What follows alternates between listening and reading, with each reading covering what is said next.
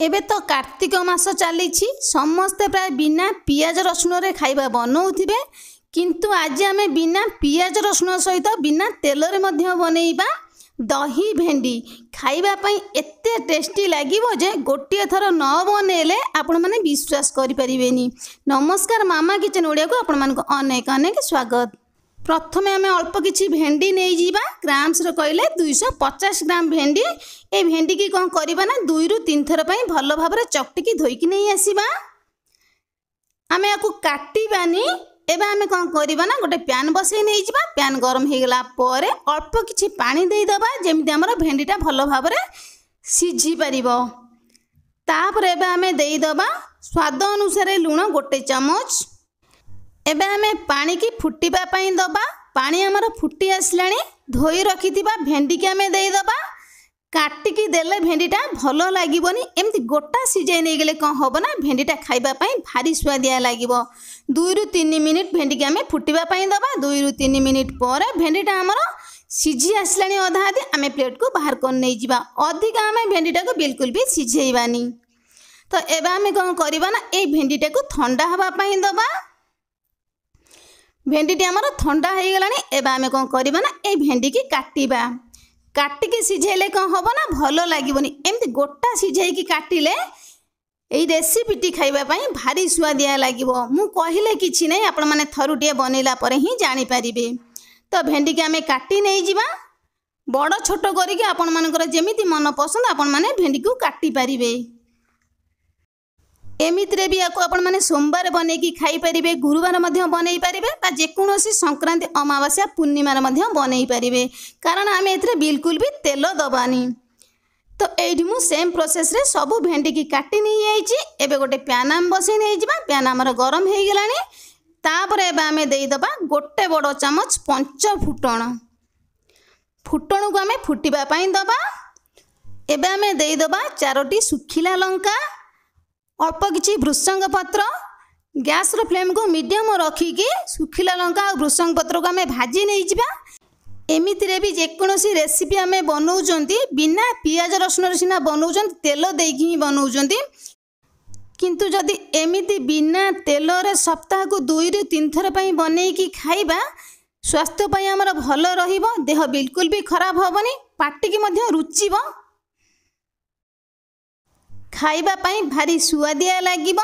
अरुआ भात सहित और डालमा की तरकारी भजा किछि भी दरकार पड़िबोनी। ए दही भेंडी लगे आपण माने खाई परिबे। तो एठी बे कोन करबा ना पूर्वर जो भेंडी के आमे काटी के रखले देई दबा। तापर एबे आमे देई दबा स्वाद अनुसार लूण गोटे चम्मच। आमे भेंडी रे लूण देई की सिझेई थिले तो जेत्ती की लागिबा आवश्यक अनुसार लूण आपण माने देखि की देबे। तापर एबे आमे देई दबा आधा छोट चम्मच हळदी गुंड। तापर एबे आमे देई दबा आधा छोट चम्मच लंका गुंड। जदि आपण माने अधिक राग खाइबा पई पसंद करूचंदी आउ आधा छोट चम्मच लंका गुंड मध्य देई परिबे। गैस रे फ्लेम को लो मीडियम रखी की भेंडी आ लंका गुंड हळदी गुंड सहित मिसई के आमे भलो भाव टिके भाजी नै जिबा। एमिति भलो भाव टिके भाजी नै गेले कोन होबो ना लंका गुंड हळदी गुंड रो हमर कंचा स्मेलटा पळेई जिवो। तापर एबे आमे देई दबा आवश्यक अनुसार पानी। जेत्ती की झोल आपण माने रखिबे ए भेंडी तरकारी रे सेत्ती की पानी एठी देबे। ठंडा पानी बिल्कुल आमे दबानी। ठंडा पानी देला माने कोन होबो ना तरकारीटी पांचिया लागिबो नल फिका लागिबो। खाइबा पई बिल्कुल भी भलो लागिबोनी। तेणु करी जेत्ती की पानी आपण माने देबे ए गरम पानी ही देबे। पानी दे सारला पर आमे गैस रे फ्लेम को मीडियम रखी के ए तरकारी के आमे फुटिबा पई दबा। बिल्कुल घोड़ेइबानी। घोड़ेला माने कोन होबो ना भेंडीटा अधिक सिझी जिवो। अधिक भेंडीटा सिझिले भलो लागिबोनी ए तरकारीटी बिल्कुल खाइबा पई। एबे हमर ए भेंडी तरकारीटा भलो भाबरे फुटी गलानी। भेंडी हमर भलो भाबरे मध्य सिझी गलानी। गैस रो फ्लेम को ऑफ कोन नै जिबा। गोटे बड़ बाउल ले ए भेंडी तरकारी के आमे देई दबा। एमिति जदि बिना तेल रे कोनोसी रेसिपी बनैबा पई चाहूचंती मते कमेंट सेक्शन ले जणैबे। मु आपण मानन संगरे बिना तेल रे रेसिपी शेयर करिबी। तो ए भेंडी के आमे टिके ठंडा हवा पई दबा। तापर एबे आमे देई दबा 250 ग्राम दही। 250 ग्राम आम भेंडी नहीं 250 ग्राम दही दबा। फ्रेश दही देले कौन हम ना भल लगे खाइबापी। खट्टा दही नेले कौन हम ना भेंडी तरकारी खट्टा लगे।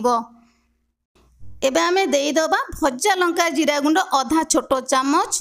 जदि आपण मानकु राग पसंद आउ आधा छोट चामच मध्य देई पारिबे। अल्प किछि धनिया पत्र देईदबा भल बास्ना आसीबो, फ्लेवर मध्य बहुत बढ़िया आसीबो।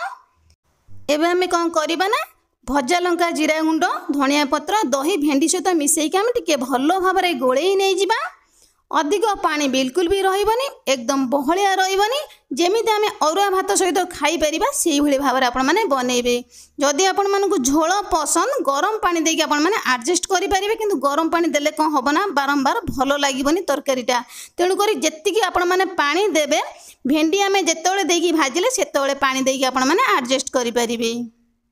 एबे हमर रेडी हो जाइए बिना पियाज रसुण बिना तेल रे भी सुपर टेस्टी दही भेंडी तरकारी टीए खाइबापी एते सुआदिया लगे जे अरुआ भात सहित आ कौनसी तरकारी दरकार पड़ोनी। तेबे मोर प्रिय दर्शक बंधु आजिर भिडियोटी जदि आपण मानकु भल लगे चैनल को लाइक शेयर और सब्सक्राइब करने बिल्कुल भूलिबेनी। तेबे रहिली नमस्कार, पुणी देखा नुआ रेसिपी रे।